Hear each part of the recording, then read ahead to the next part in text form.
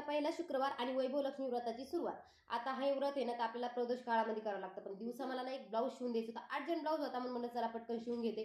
तर त्याच्यात बी अस्तर नव्हतं, मग जाऊन पहिले मी अस्तर घेऊन आले आणि लगेच ब्लाऊज शिवायला बसले. सध्या तर प्रत्येक कस्टमरची हीच डिमांड आहे की आम्हाला 4 टक्सचा ब्लाऊज पाहिजे, आणि 4 टक्स ब्लाऊज काही मला येत नाही, पण मी ना युट्यूबला बघून बघून ते शिकले.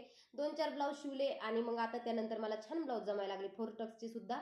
तर मी तो ब्लाऊज शिवून रेडी करून ठेवला आणि त्यानंतर 4 वाजले होते. म्हणलं चला पटापट फरच्या पुसून घेते, झाडून घेते, आणि ते सगळं झाल्याच्या नंतर मी लगेच माझी तयारी करून घेतली.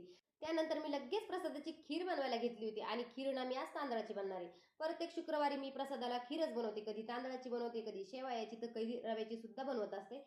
तर माझी तिकडे साईडला खीर होत होती आणि इकडे मी पूजाची सगळी तयारी करून घेतली. पूजाची मांडणी झाली, लगेच खीर बी झाली, पटकन प्रसाद नेऊन ठेवून दिला आणि त्यानंतर लगेच पूजा करायला बसले. पहिले तर मी उंबरठ्याची छान पूजा करून घेतली. आधीच मी उंबरठा छान छान मस्त सजून ठेवला होता.